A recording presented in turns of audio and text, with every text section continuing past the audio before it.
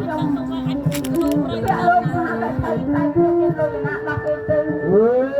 ចាស់ទៅមកហើយតែខ្ញុំដឹងទឹកមិនទៅខ្ញុំអាអូទៅជាអត់លឺស្ដាប់ហើយសាក់ចាស់ចាស់លោកនៅផ្ទះទេមួយតលេណាខ្ញុំនៅទីលោកបាយលោកខ្ញុំនៅបាទតែផ្ទះមើលឆ្កែមើលឆ្កាផងប្រយ័ត្នថោកអត់មានទេចាខ្ញុំអត់មានអីទេអត់មានទេចាគ្រាន់តែដល់មាត់ច្រកនេះឈុំស្អុយអីដល់អីអញមកជួណាមកដើរចូលមកផ្ទះអ្នកក្រីក្រតោកយ៉ាអីជួយមកកន្លែងទូតាមទៅលោកអើយលោកជួយមកកន្លែងទូតាមទៅណាលោកណាគ្រាន់បើក្រីក្រតោកយ៉ាមែនក៏គាត់ដែរមានចិត្តណែ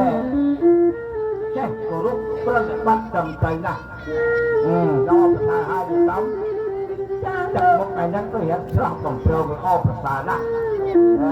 អត់ស្អីដាក់លោកចាស់ទេព្រោះអីទៅលោកខាងទេទៅបីចាក់យ៉ាងណាក៏ដោយ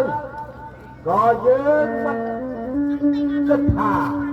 យើងឯងចាក់គូចាក់ទៅចោះក៏ប៉ុន្តែថ្ងៃនេះគឺជាថ្ងៃដែលខ្ញុំត្រូវមកទីលុយពីនិយាយសំឯងបានរៀបចំទុកដាក់ឲ្យខ្ញុំហើយមួយក៏យ៉ាងណាខ្ញុំចូលមកជាពេលលោកសិនទៅខ្ញុំហៅទៅយ៉ាងម៉េចថ្ងៃនេះខ្ញុំមិនទាន់មានទេសូមជាពេលមួយសប្តាហ៍ទៀតបានទេលោកមហាវិទ្យាល័យព្រោះថ្ងៃនេះខ្ញុំរកអីអត់ទាន់បានទេណាលោក